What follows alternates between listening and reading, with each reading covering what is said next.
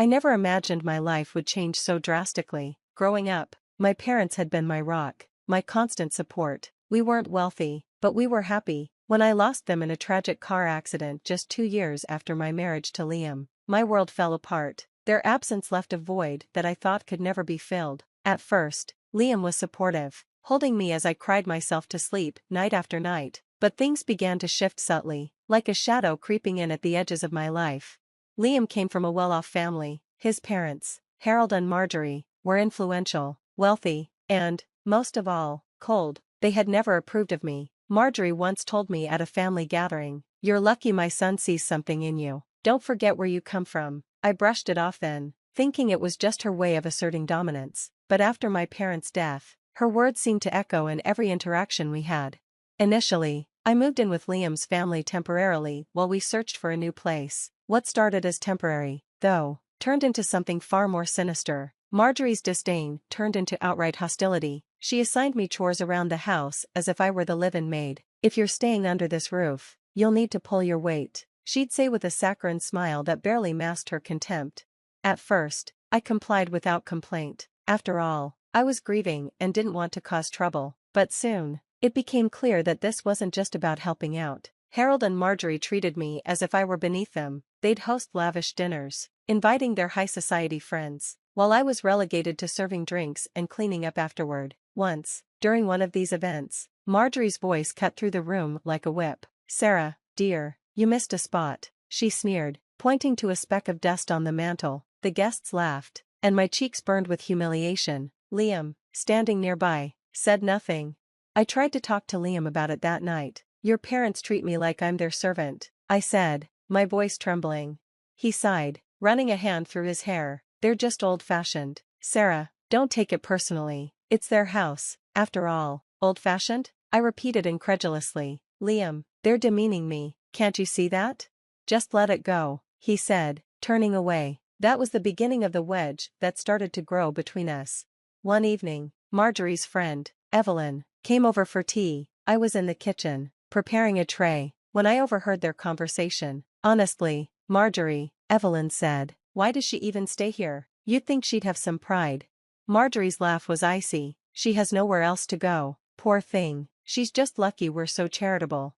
The words cut through me like shards of glass. I wanted to march into the room and confront them, but I knew it would only make things worse. Instead, I stayed in the kitchen, gripping the edge of the counter until my knuckles turned white.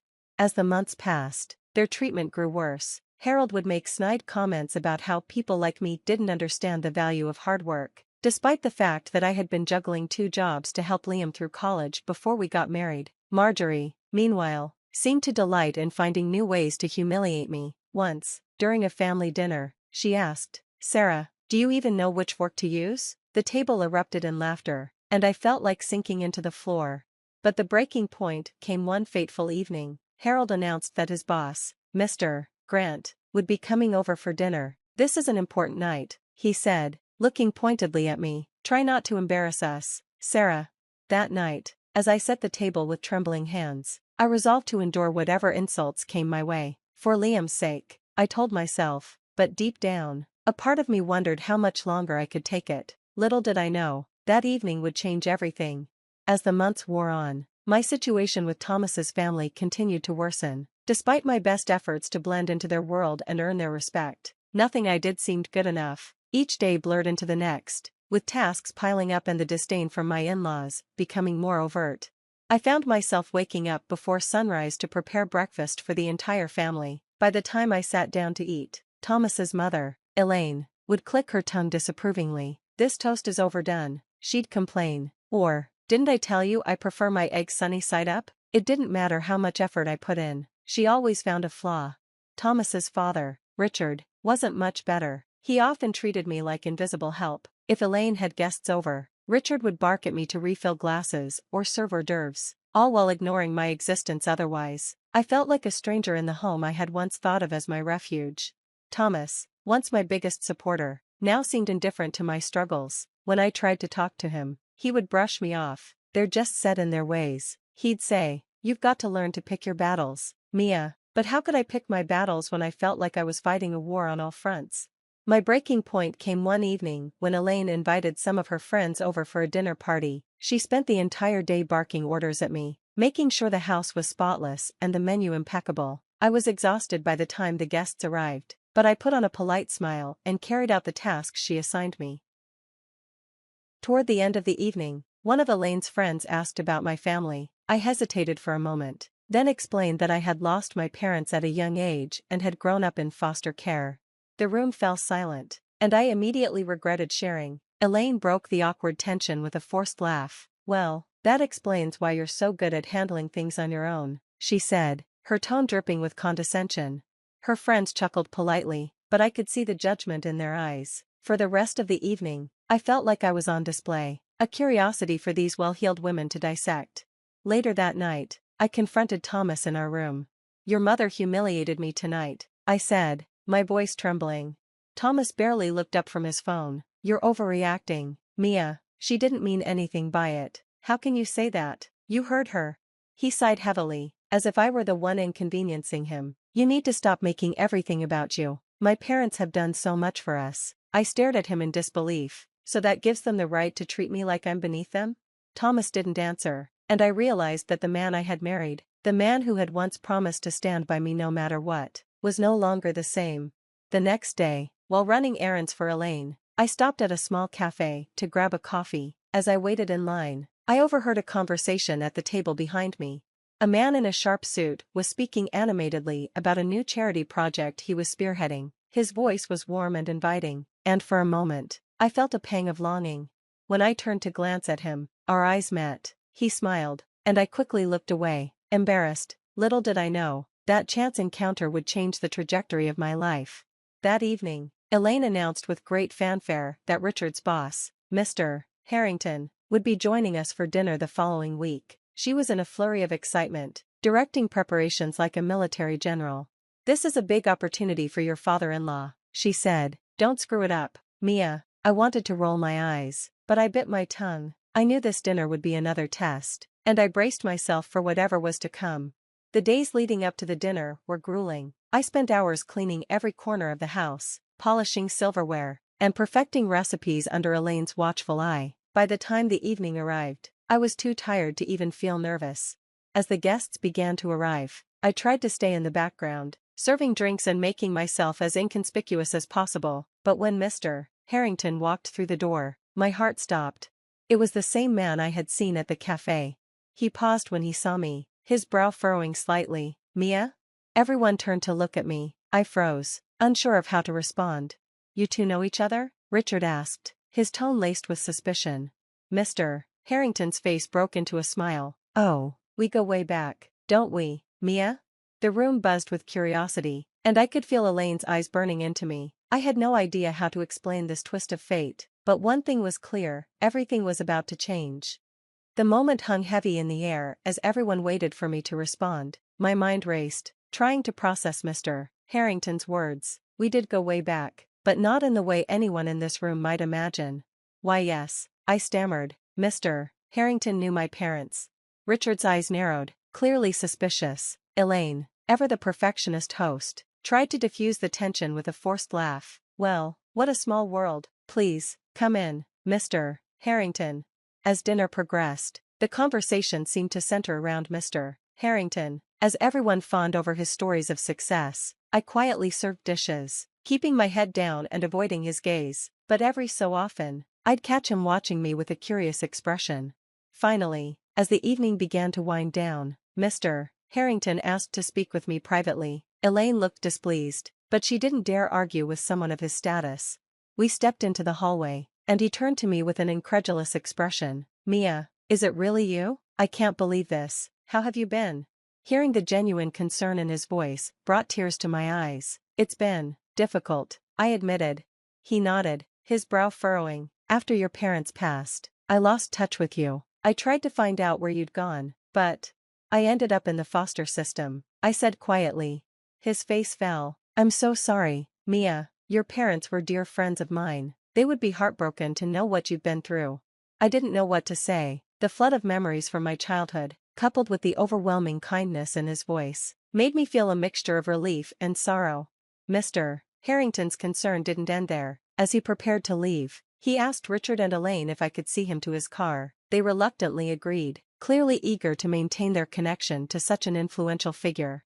As we walked down the driveway, he turned to me and said, "Mia, you don't belong here. They treat you like you're nothing, but I can see that you've grown into a strong, capable woman. Your parents would be proud of you." Tears welled up in my eyes again. No one had spoken to me like this in years. "I don't have anywhere else to go," I said, my voice trembling. He placed a comforting hand on my shoulder. "You have me now. I'll help you get back on your feet, I promise."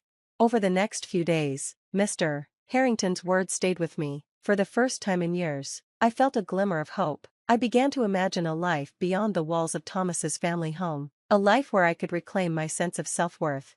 But breaking free wasn't going to be easy. I knew that Elaine and Richard would never let me go without a fight. They saw me as nothing more than a convenient housekeeper, someone who could be easily controlled. That's when Mr. Harrington reached out to me with a plan. One afternoon, while Elaine and Richard were out, I received a call from Mr. Harrington. He told me about a job opening at his company, one that he believed I'd be perfect for. "I know it's a lot to process," he said, "but I want you to think about it. This could be your chance to start fresh." I hesitated. The idea of working for someone as accomplished as Mr. Harrington was both exciting and intimidating, but more than that, I feared how Thomas and his family would react if they found out. "You deserve this, Mia," he added. "Don't let anyone convince you otherwise."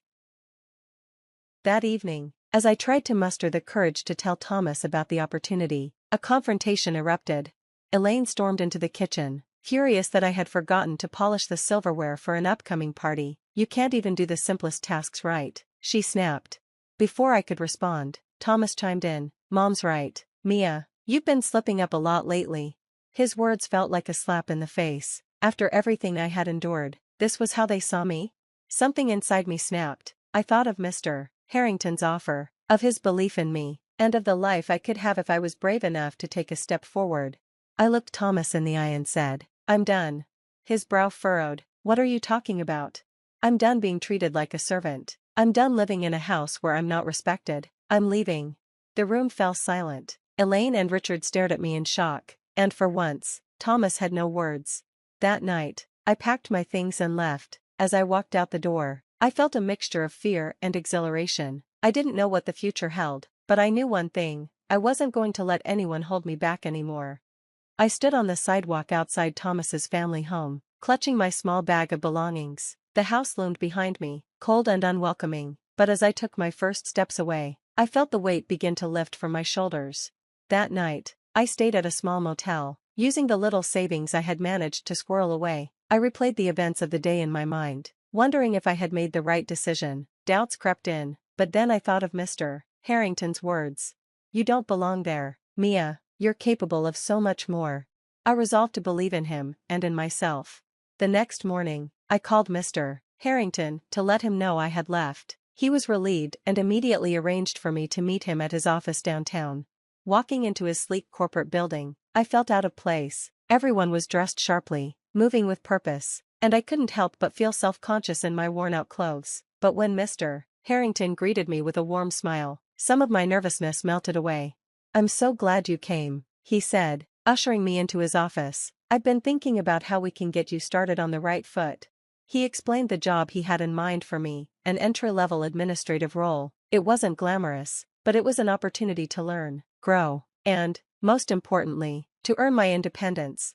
"You've got potential, Mia," he said. "I see it. This is just the beginning." Starting at the company was daunting. I had little experience, and the learning curve was steep. There were moments when I doubted myself, times when I felt overwhelmed by the demands of the job, but every time I wanted to give up, I thought of where I had come from and where I wanted to go. Mr. Harrington became a mentor to me, offering guidance and encouragement whenever I needed it. Slowly but surely, I began to find my footing. I made friends among my colleagues, who were supportive and kind. For the first time in years, I felt like I belonged.